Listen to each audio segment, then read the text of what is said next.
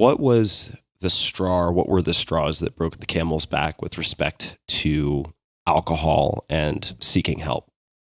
Well, there were a couple important inflection points. One of which was getting 2 DUIs essentially in a row with ridiculously high blood alcohol contents, looking at jail time, my boss finding out at the law firm, and being on the precipice of getting fired.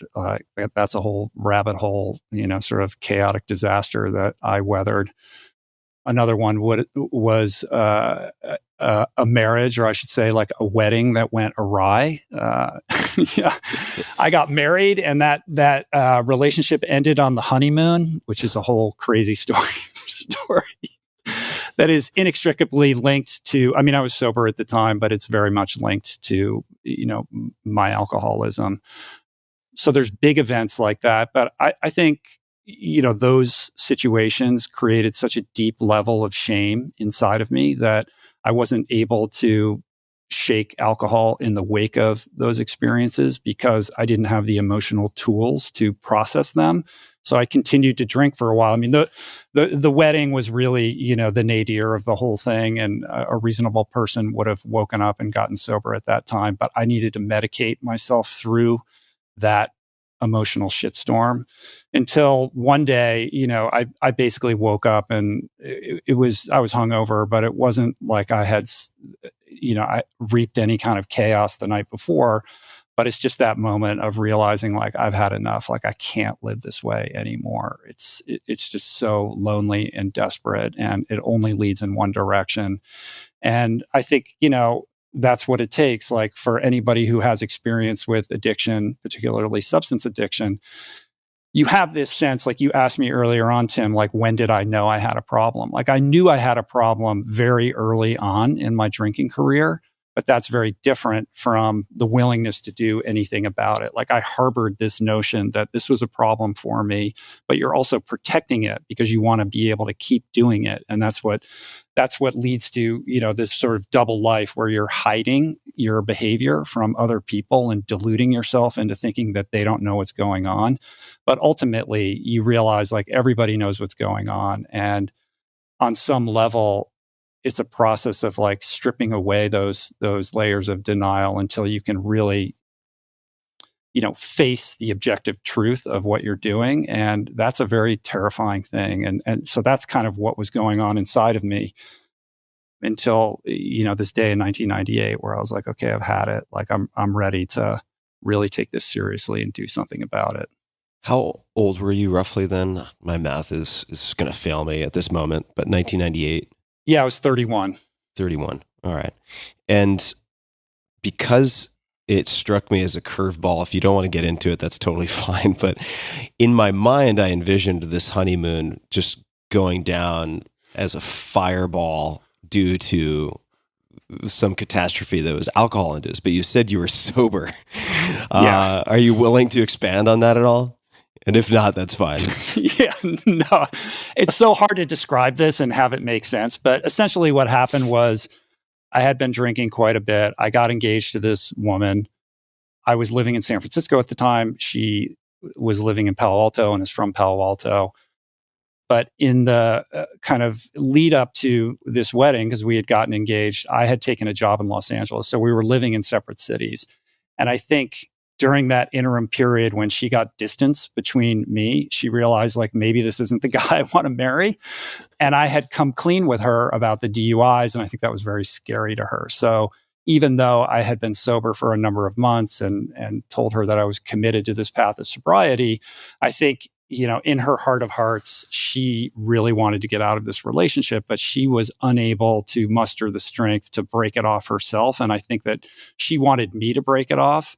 And so there was so much energy behind this impending wedding that was happening that it just kind of transpired without anybody hitting the brakes. And I was trying to be conciliatory and say, because I knew she was off and not present and something was wrong. And I would say, are you okay? Like, what's going on? How can I make you feel comfortable with all of this? And it's a much longer story. I go into detail about it in my book, but essentially, she permitted the wedding to go through, but then didn't want to sign the marriage certificate. that's a red flag. Right.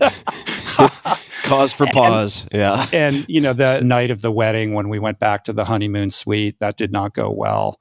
I'm surprised that we even went on the honeymoon, but I think in my mind, I was thinking I'm going to try to make this right and it's all going to work out. Like that was its own level of delusion. And while we were on this honeymoon on a Caribbean island, it was clear that this relationship had no future. And ultimately, we were able to have a conversation about it. And she ended up leaving early. And at that moment, I was left with myself with no tools and having been sober for 6 months, but unable to really process the emotional devastation of having, just basically had everybody that I cared about in the world with like 12 groomsmen in this wedding in Palo Alto, bear witness to a marriage that clearly wasn't going to, work out. And it was really devastating to me. So I ended up getting drunk on that island and really struggled to get sober again for quite some time after that. So thank you for sharing that. 1998, 31. I've had enough. How do you seek help, or what are your next actions after that? So prior to that, I had been court ordered to Alcoholics Anonymous. So I had been to meetings, but I wasn't doing it because I wanted to get sober. I was doing it because I was compelled to do it. And I think that's an important distinction, especially for people who are struggling or have people in their lives that are struggling with a substance issue. You want to help them, you want to intervene, and you can create, interventions and things like that to get people into treatment. But ultimately, if that person is resistant to it or isn't interested in getting sober, that's going to be a very tough hill to climb. So willingness is like crucial. So when I was attending those AA meetings, I lacked that level of willingness. It was more like, I just need to get people off my back so I can go back to living the way that I want to live. And why is everybody bugging me? But in the wake of that wedding experience, when my drinking got more and more dire, my parents had reached the level of their tolerance threshold with me. And basically, my dad said, listen, we love you, but we just can't continue to watch you destroy yourself like this. And we can't have anything to do with you. But if you're ready to get sober, we're, of course, hear from you. But until then, we're not available to you. However, because they were so terrified of all of this, they had found an addiction medicine psychiatrist in Los Angeles. And they said, we have this guy, it might be great if you go and see him. So I started seeing this addiction medicine specialist, and he knew, he just rang my bell immediately and was like, here's the deal, dude, you're an alcoholic and you need to go to treatment. And until you do that, like nothing's going to change and your life's going to continue to be terrible. And I would try to negotiate with him and say, well, I think I can do it in AA. So I was kind of in and out of AA, doing my own self-experimentation with trying to get sober. But every time I would crawl back into his office, and I was honest with him. And I said, yeah, I relapsed again, or this happened. But at some point I made a deal with him because he was like, are you ready to go to treatment? I was like, let me try one more time. And he said, okay. And to his credit, like, I think that's a really interesting approach. Like, you have to back off a little bit and allow people to have their process. It's like Inception. Like, they have to come into this awareness on their own.